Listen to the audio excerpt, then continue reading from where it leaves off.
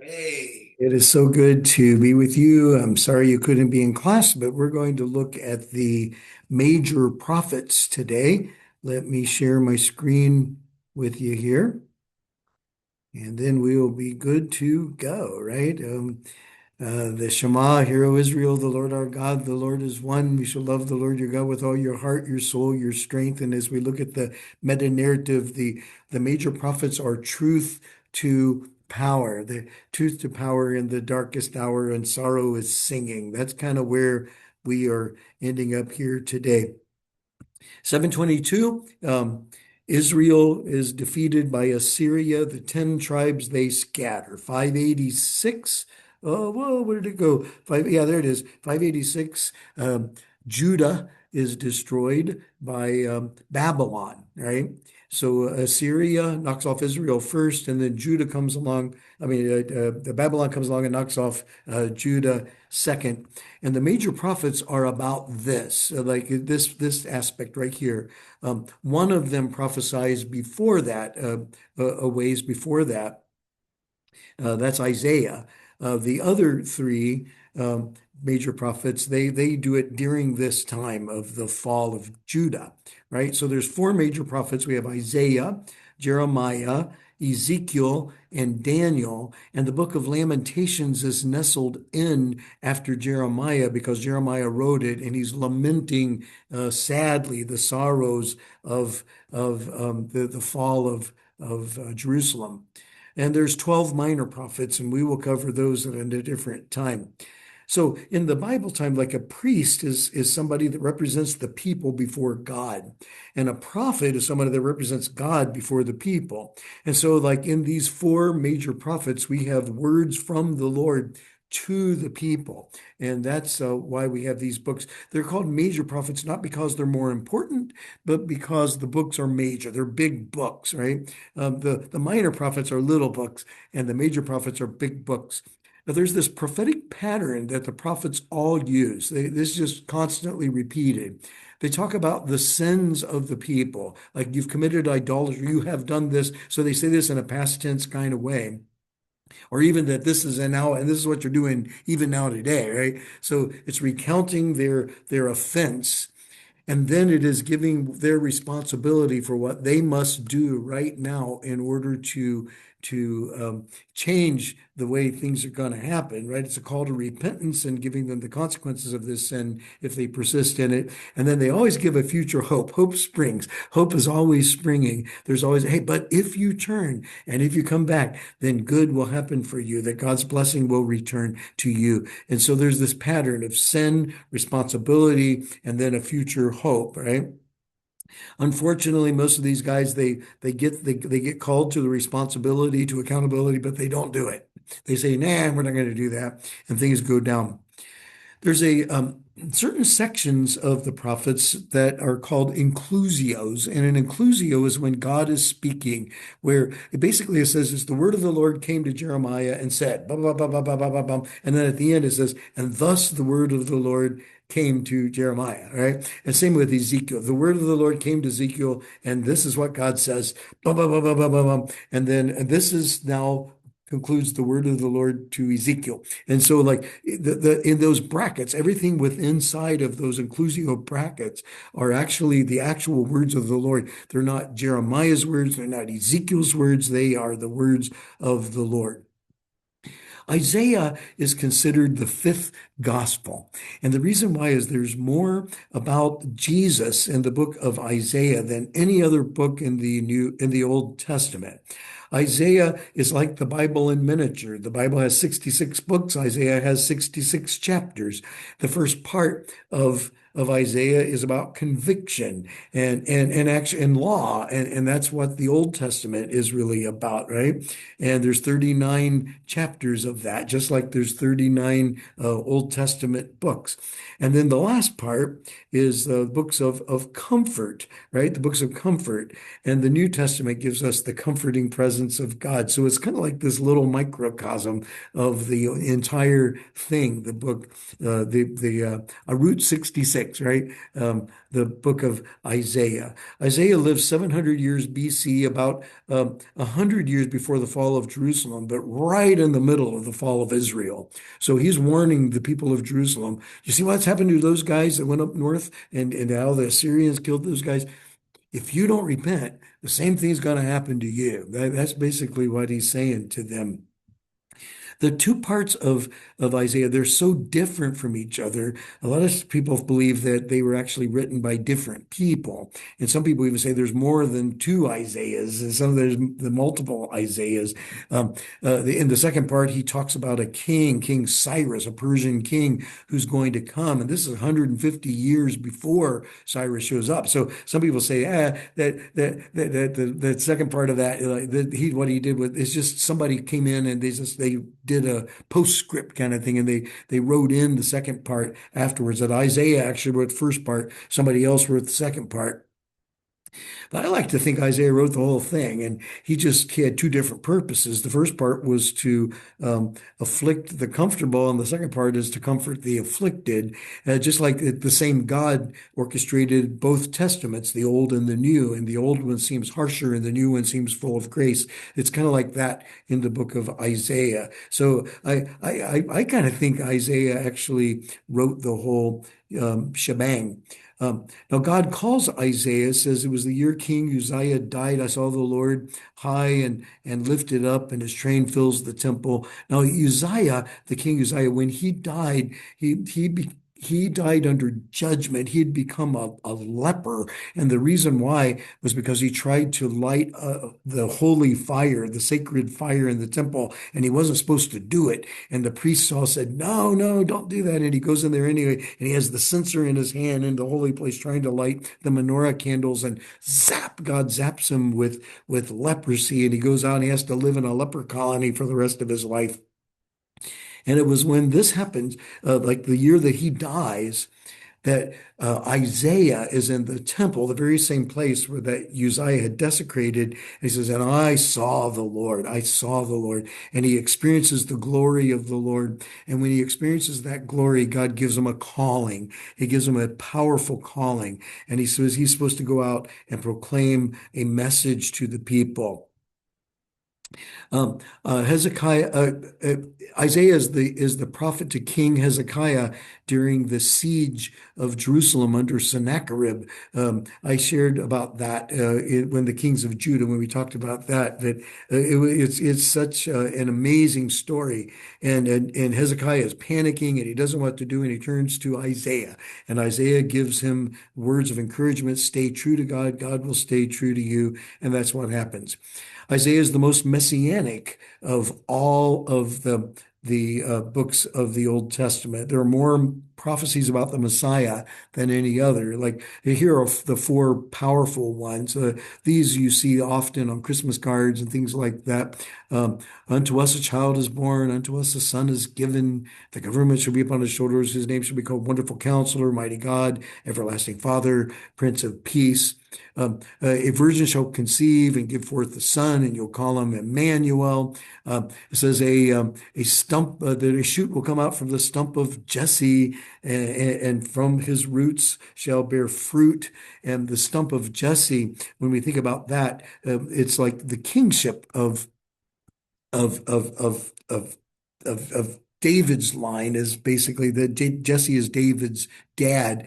And so when it says a stump, it's because the kings in that line were just kind of wiped out when Jerusalem is destroyed. The whole thing got cut off. But it says there's this stump that's going to come. Hope springs. It's going to spring from the stump.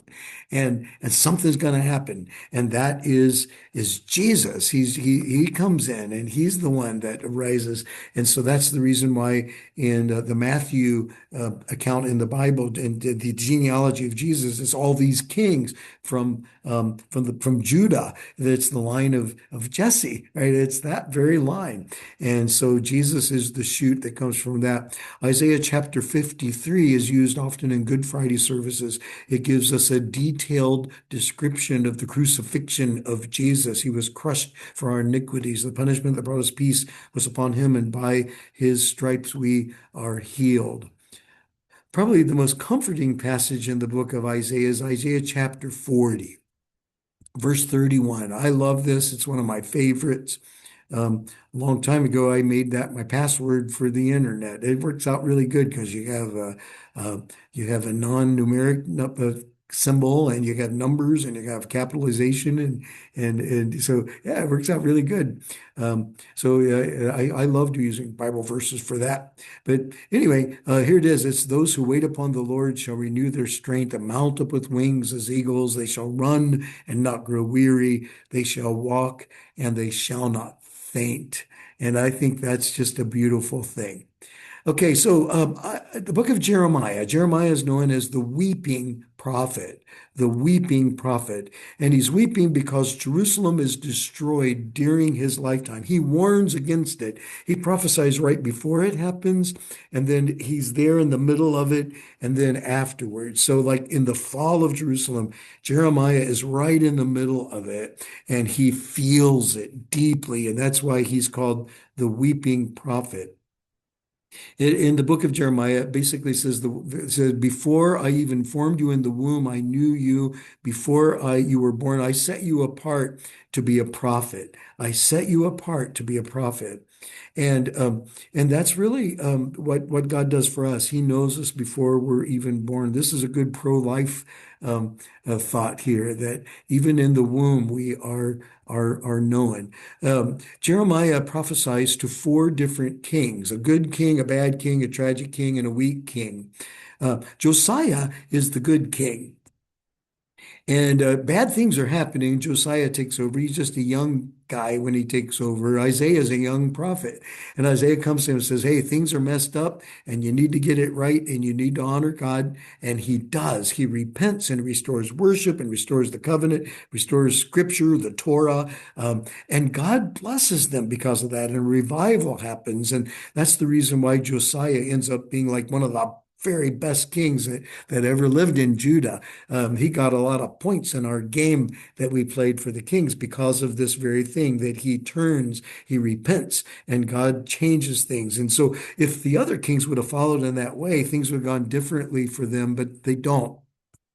One sad thing is Josiah picks a wrong fight and ends up dying in battle. He dies young in battle. He gets warned not to do it, but he does it anyway. And he ends up in somebody else's drama, and he gets sucked into their drama and he gets killed. That's too bad. Now, from here on out, Jeremiah warns of the destruction of Jerusalem if they do not change, like they don't change their way, bad things are going to happen. And there's a rotation of kings who do not listen to his warnings. The worst one is King Jehoiakim. He's the evil king. Jeremiah writes a scroll to him, a specific scroll just to him, a word from the Lord, one of those inclusio things. This is what God says. And it's scripture, but we'll never get it because what happened was he brought it to the king, and the king didn't even read it. He just cuts it up in little pieces and he threw it in the fire without reading it. And basically, then the judgment is upon him. So, well, that's going to happen to you. All of Jerusalem is going to be set on fire because of this atrocity. Well, he Babylon takes over. There's a new king, Jehoiachin, that takes over. He's only 18, and he only reigns 3 months. And then the Babylonians kind of conquer, and what they start doing is they start like demanding a tribute and stuff like that, and and they don't want to pay it, and so that doesn't go over very well. So they get rid of him. They take him captive to Babylon, and they replace him with Zedekiah. Now Jehoiachin, by the way, his name shows up in the Jehoiachin ration tablet. The Babylonians had certain rations that they would demand from different countries that they had kind of started conquering and stuff, and demanding money from, and this is one, and it directly affirms Second Kings. Well, Zedekiah is now the next king. He gets put into place, and he doesn't want to pay the tribute to Babylon. So he's trying to figure out a way. Well, did I say Isaiah? I meant Jeremiah there. Yeah, Jeremiah warns Zedekiah to surrender to Babylon. He says, you need to surrender to Babylon, because if you don't, it's not going to go well for you. This is really what the Lord's saying. Well, he doesn't listen. He doesn't surrender. He gets mad. He takes Jeremiah, throws him into a cistern with his mud, like waist deep in mud. They just leave him there to starve. But there's this guy, Ebed Melech, who rescues him, sneaks him out, which is really great. They end up catching him, though, and putting him into prison until the fall of Jerusalem. Uh, when when Jerusalem falls, Zedekiah, by the way, they take him and they poke out his eyes, um, just after he watches the slaughter of his two sons. And then they poke out his eyes and they take him away somewhere to some Babylonian dungeon. Jeremiah is offered a safe passage to go with the young people to Babylon. Now, the young people go, the old people pretty much they leave back home, but he stays behind in what is left of Jerusalem. Jerusalem is totally wiped out. The temple's destroyed. Everything's burned. I mean, it's just really sad. And just a few people are left. Well, people don't like that. They blame Jeremiah because he gave warnings, and it seemed like he was on the Babylonian side. He was, and he was on God's side, just trying to tell them the truth.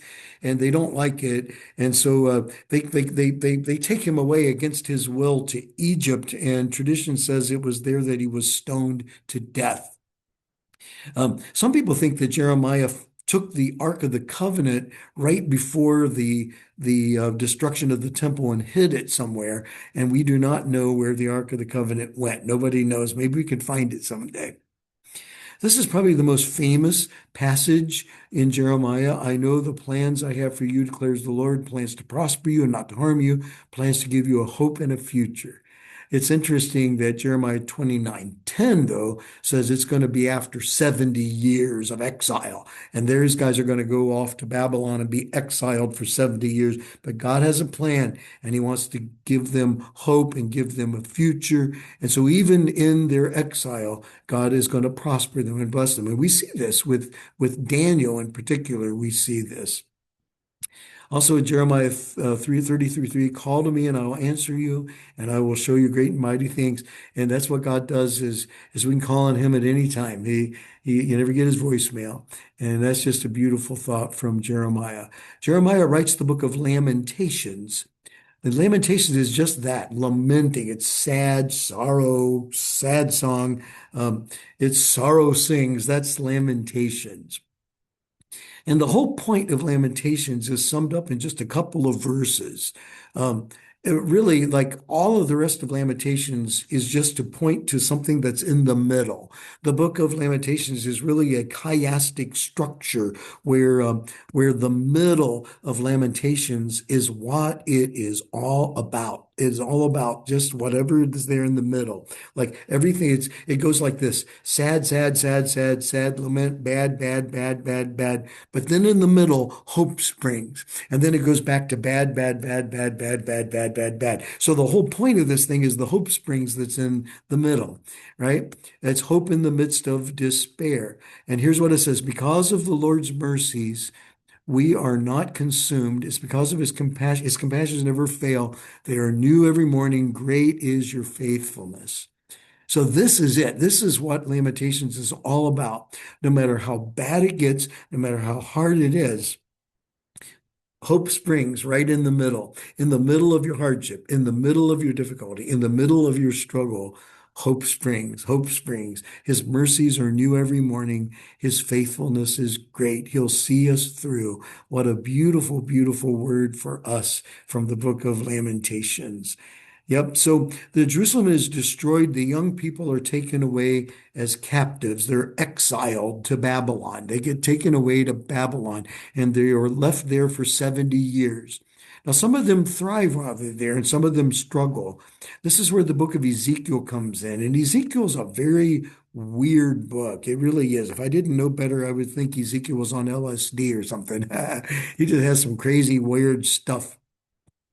One thing to note about Ezekiel, though, is um, it's Ezekiel's birthday.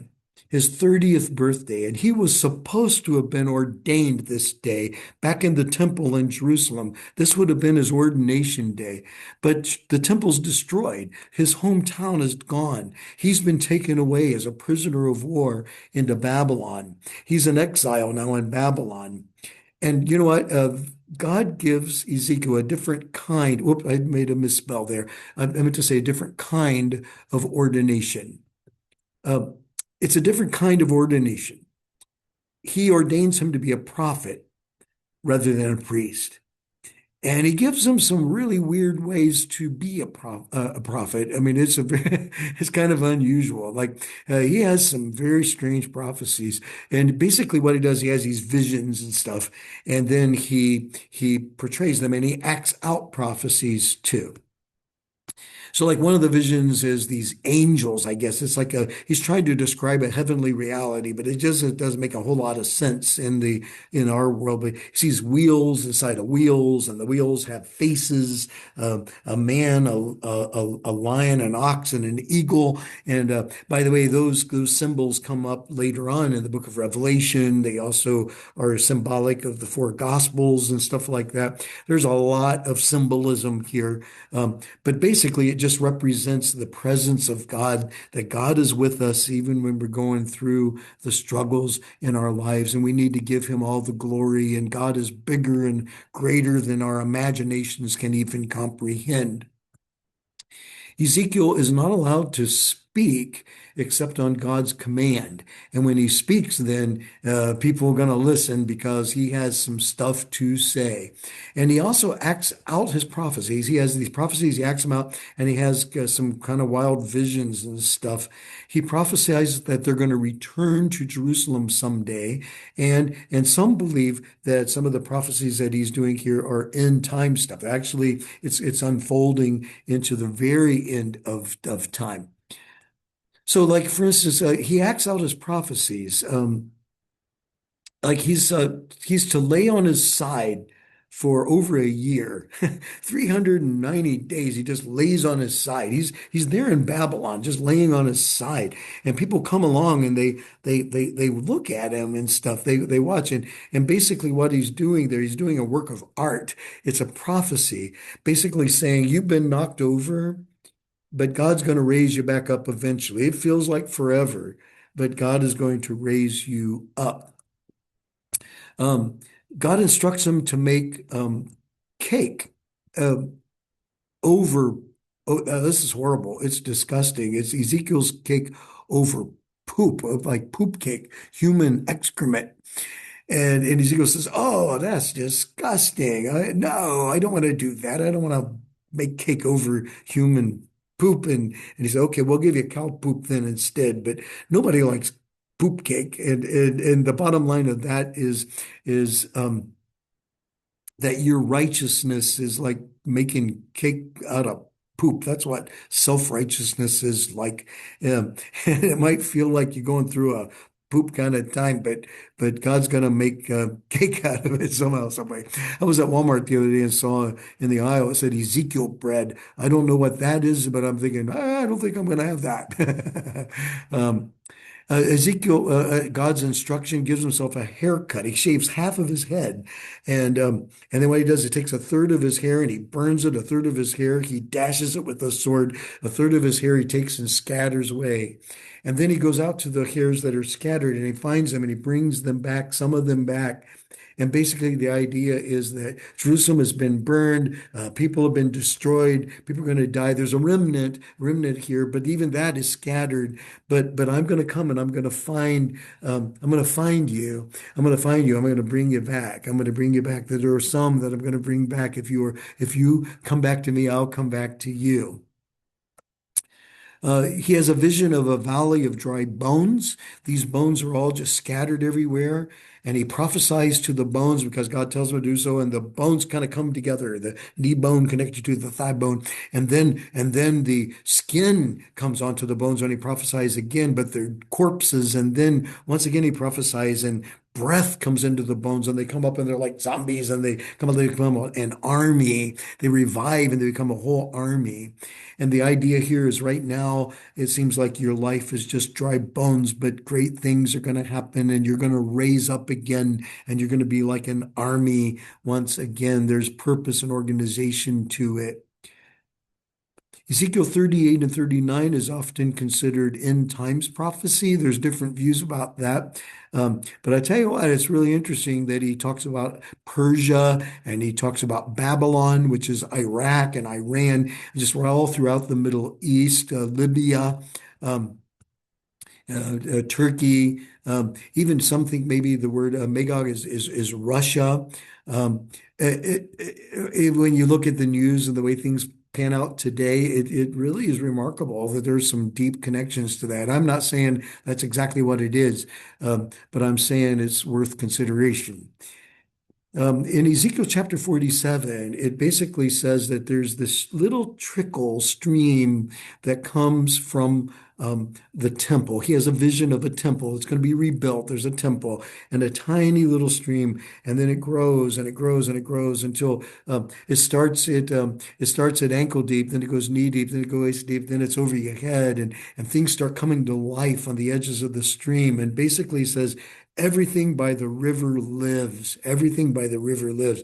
This is like the presence of God, the glory of God, just a tiny little trickle streaming from the temple, but then it opens up to a full stream. And this is really a prophecy about Jesus that's coming later. Jesus later on says, if you're thirsty, come to me and drink, and out of your belly will grow rivers, flow rivers of living water. Everything by the stream lives, the stream of God's love found in Christ, that's where you find life. Life more abundantly is what Jesus said. So that's that. All right, Daniel is the last of the major prophets. Um, and Daniel, half of its history and half of its prophecy, half of it's written in Aramaic, which is really interesting. It's like the only book. Well, I think there's just a verse or two in another one of the books, but Daniel uniquely writes in Aramaic, which is kind of like the language of the day in Babylon, right? So he's writing to the Babylonians as well as to Jewish people. So part of it's written in Hebrew. And so part of it is a story, and part of it is prophecy. And a lot of the prophecy stuff is written in Hebrew. So chapter 1 is in Hebrew, chapters 2 to 7 Aramaic, chapters 8 through 12 is in Hebrew again. So Daniel and then these three guys, Shadrach, Meshach, and Abednego, these guys are taken as captive. They're taken away to to um, to Babylon. So now they had Hebrew names. Daniel was the only one that is the Hebrew name that stayed. The other guys were Hananiah, Mishael, and Azariah. They were given Babylonian names. So Hananiah became Shadrach, Mishael became Meshach, Azariah becomes Abednego, and then Daniel becomes Belteshazzar, which there's meanings to those names. Like Daniel is my God is judge, renamed Belteshazzar, lady protect the king. Hananiah, Yahweh has been gracious, named Shadrach, I am fear of God. Mishael, who is what God is. Named Meshach, I am despised, contemptible, humiliated. Abednego, Yahweh has helped me. Renamed, Azariah, Yahweh has helped me. Abednego, servant of Nebo. You can see what they're doing. They're trying to give them a new identity. And when you're taken captive in your thoughts, you're taken captive by the enemy of your soul. He tries to put a new identity of shame and guilt and subjection to you. But we need to live into our true identity of who God is. And Daniel actually does that. God is my judge. And so that's what it is. So, we find the mourning of Babylon, its sorrow singing in Psalm 137. By the rivers of Babylon we wept and we hung our harps on the willows as we remembered Zion, the place that we loved that's now gone. Um, so why life gives you lemons like lemonade. Now, Babylon is where they were exiled to. It's modern day Iraq. And back in those days, they the Hanging Gardens of Babylon was one of the great ancient wonders of the world, like the pyramids of Egypt was that. Well, this is also a great wonder of the world. And it's gone now. Nobody knows exactly where it was, but we can imagine that it was absolutely beautiful. And people came from all over the world just to see these amazing gardens. And Nebuchadnezzar was the king at that time. And Nebuchadnezzar actually he shows up in archaeology as well. Like, for instance, in London, there's a gate. I've been to it at the Museum of the British Museum. They actually took this gate apart. They found it in Babylon, modern day Iraq. They brought it back to England and they reconstructed it there. This is not painted it wasn't touched up. I mean, it was just washed. So this beautiful blue hue and the gold, it actually was original stuff. And there's an inscription in there that says this is Nebuchadnezzar's. I mean, I did this, right? So it's his gate. This is his gate that you can find in the British Museum. Well, the story of Nebuchadnezzar goes, you probably heard the story of the fiery furnace, Shadrach, Meshach, and Abednego. Everybody is supposed to bow to a 90-foot statue of Nebuchadnezzar, but they don't bend and they don't bow, and he tries to put them in the fiery furnace, and they don't burn. They don't burn. He gives them more than one chance, but they're not going to do it. They don't bow to anyone but God. A bean to go coffee, right? The fiery furnace is put up 7 times hotter than ever. They bind them, throw them in, but they end up walking around. Their bonds burn off, and there's a fourth person in the fire. There's another in the fire. And Nebuchadnezzar says it looks like a god or a son of a god, or maybe it was a Christophany or a theophany, Jesus showing up right there in the fire with them. Nebuchadnezzar has a dream. He doesn't know what the dream means, and he can't even remember what the dream is. And he tells his wise men he wants them to remind him what the dream is, and they can't do it. So he threatens to kill them all. But then Daniel comes through. He prays, and God gives him what the dream was and what the dream means. And it's a futuristic dream. And he actually describes what it means, right, in the book of Daniel, that there's a head of gold, that's Babylon, and then there's Persia, that's the chest the chest and arms of silver. That's what the statue has is a gold. It's a dream of a statue, like gold head, chest and arms of silver, thighs of bronze, legs of iron, feet of iron and clay. And basically, what Daniel does is he describes this statue, and then he says, and this is what's going to happen. There's a kingdom right now, and this one, but there's another kingdom coming, and they're going to knock you off. And then there's going to be another one that's going to come in, thighs of bronze, and another, and then finally, but it's going to crumble at the end. And this actually works out. It actually comes into play. It actually happens this way. It happens this way throughout ancient history. It starts with the Babylonians. The Persians knock them off. The Greeks knock off the Persians. The Romans knock off the Greeks. And then Europe, kind of after the Roman Empire, kind of divides and splits into 10 different groups and kind of falls apart. And so it actually happens over a long period of time throughout the New Testament time and even after the New Testament. It's an amazing prophecy of history. Now, Daniel has a vision too that does the same thing. There's a two-horned ram and a one-horned goat, and they kind of go off against each other, and the one-horned goat wins. And then the horn breaks and it pops into four little horns, and then the little horn comes along and knocks off the big horns. So what is that? Well, the goat, right? It's Tom Brady. No, it isn't. Not those guys either. The two horns would be, Daniel describes this as well. It's the Medes and the Persians. The Medes and the Persians, which would be Babylon and in Persia, they kind of go together into one category later on. The one-horned goat is the empire that knocks off the Persians. That's Alexander the Great. Actually, he shows up in between the Testament times. In Old Testament, the four horns, and after Alexander dies, there's four generals, and then there's the little horn. That's a guy named Antiochus that comes in, and he shows up in the middle between the Old and New Testament. and he's evil and just really hard and desecrates the temple and all of that. But he knocks off the other four generals, and then out of that, eventually, the Rome conquers him. And so, like, you just see it. I mean, it actually plays out in actual history, so much so that when Alexander the Great was coming through and knocking off all these different cities and countries, nations, he comes to Jerusalem. He goes into the temple. They say, "Hey, we have an ancient book that writes about you, and here it is." And they pull it out. And they show him the prophecy of Daniel. He said, "There you are." And he says, "Oh, cool. I'm in your book. Okay, I'm not going to mess with your temple then. You guys can keep on doing your stuff. I like you guys." And so he keeps on going, and he doesn't mess with them. Nebuchadnezzar, though, in the book of Daniel, he is so full of pride. He looks and says, "Look what I've done. I'm great. I'm good." Like he makes this 90-foot statue for himself. He thinks he's just really the hottest thing on earth, and he's so full of pride. And God humbles him. He just humbles him.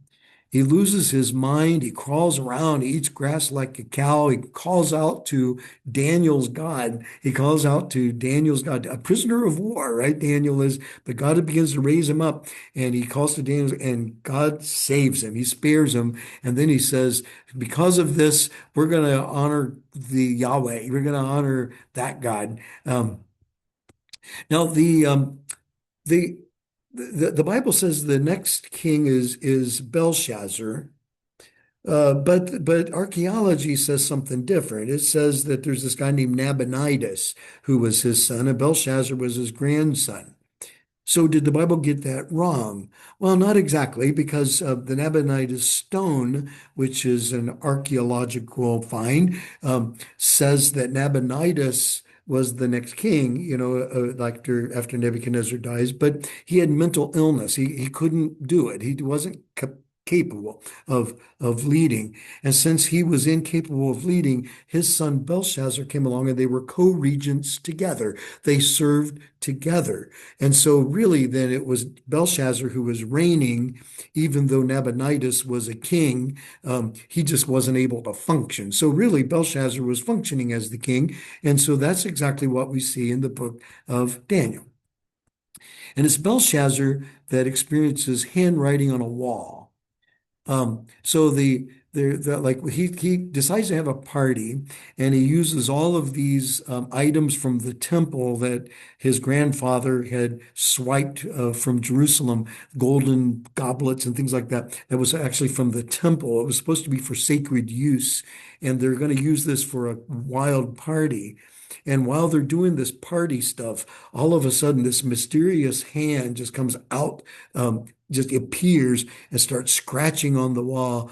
It says, "Mene, mene, tekel, upharsin," and nobody knows what that means. I can't even read it. It's just this crazy, weird writing on the wall. And then somebody said, "What do we do?" And there's this guy named Daniel who was able to interpret stuff like this. And so they go get Daniel, and he comes and he reads it, and it says, "You've been weighed in the scale, and you're found wanting. You're lacking. You're weighed in the scale, and you don't weigh enough. You're going down. And even this very night, the kingdom will be taken from you." Well, it's interesting that Belshazzar says to Daniel, "If you can interpret this," he says, "you can be third in the kingdom." Now, why does he say that? Because his daddy, Nabonidus, is first in the kingdom, even though he can't operate. So he's second in the kingdom. He said, "I'm going to give you, you'll make you like, you're my vice president. You'll be next in charge." Well, Daniel says, "Well, it's not much of a kingdom because it's going down tonight." And certainly it does. The Persians are right outside the wall. It's weighed in the scale and found wanting. And that's exactly what happens. The Persians come in that very day and they conquer. They actually conquer without a fight. Um, Now, see, Belshazzar thought that they were safe because there's this river, the Euphrates River, that would keep them. There's a gate in the river, and so how can they get to the city? Because they can't. They would have to go through the main gate, and we have that fortified. So there's no way they can do that. They'd have to cross the Euphrates River. You know what they did? They just went upstream and they blocked the river. And so they dammed it up. And once they dammed it up, they were able to just make the water go away. And then they just march right on through and they come right into the city. The people opened up the gates for them because the people didn't like Belshazzar that much. And so then the whole city, yay! And so now the Persians are in charge rather than the Babylonians.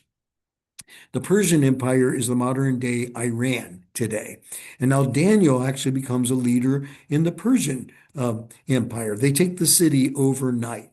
There's a guy named Darius the Mede who takes over Babylon. He's a good leader. He actually befriends Daniel. Um, but one stupid thing that they do back in those days, and I do not understand exactly why they did it, they had a law called the Law of Medes and Persians, that once something was declared as a law of the Medes and Persians, you can never change it. It could never be changed. Even the king himself who declared the law could not change it after he made the law.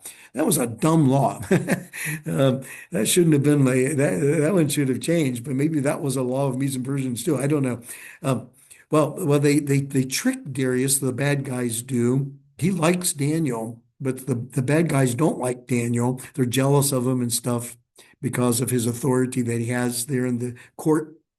Amazing that a prisoner of war actually gets raised up to that kind of status. He's an advisor to the king, and people don't like him, and so they look for a weak spot. They find that he prays every day, and so they basically they talk Darius into making a law that says nobody's allowed to pray to any god except for you. And he, oh, I like that. Yeah, he doesn't think about Daniel, and so he says, sure, that sounds great. And law of Medes and Persians, and whoever does has to be thrown into the lion's den to be devoured by the lions. We don't want any rivals to the throne. And so Darius isn't thinking about Daniel when he makes that law, but later on he realizes he'd been tricked. And so the bad guys then force Daniel into the lion's den because of that. And Darius feels terrible about it, but it's too late. Law of Medes and Persians. So he prays a blessing on Daniel's soul, and down into the lion's den he goes. But the lions get a case of acid indigestion, and they don't eat Daniel up. And the very next day, Daniel's still alive, and they open up the doors, and he's still alive. And the Darius is thrilled about that. He brings Daniel out and throws the guys in that tried to get Daniel thrown in the first place, and the lions destroy them. So, one thing about Daniel, which is interesting, in the Aramaic section of it, by the way, the Aramaic basically, what that's saying is that God's hope and God's word is for Gentiles, not just Jewish people. But the Hebrew is saying it's for Jewish people too. So it's both Jewish and Gentile. It's a global vision. But the whole thing is a chiastic structure. I don't know if I can put it. There you go. I'll put it down here. So there's five kingdoms that mentioned at the beginning, and then there's a coming fifth kingdom that's mentioned over here. And actually, there's this ultimate king who's going to come at the very end and just change everything and destroy that. His name is Jesus. Actually, we got a fiery furnace in the front. We got a lion's den at the back. There's a king, Nebuchadnezzar, who is humbled and acknowledges God. There's a king who doesn't acknowledge God. That's grandson Belteshazzar, and then the kingdom gets taken away from him. So you can kind of see how the whole thing goes into one big chiastic structure. And there's a really cool thing that Daniel says. He has this vision. He says there's a son of man. He approaches the Ancient of Days, led to his presence, given authority, glory, sovereign power. All people, all nations, all men of every language worship him. His dominion is an everlasting dominion. It will not pass away. His kingdom is one that will never be destroyed. That shows up in the book of Revelation. And Daniel's actually referring to Jesus, who's the coming king, who's going to come and set all things right and make it all beautiful and good and wonderful someday. The bottom line of Daniel is God's people can survive and thrive even in the most hostile environments if they remain faithful to God. Hang on to the hope. Hang on to the hope because the best is yet to come. Now, we're going to come to Esther at a different time, but there you go. Those are the major prophets. Hope that'll help you out.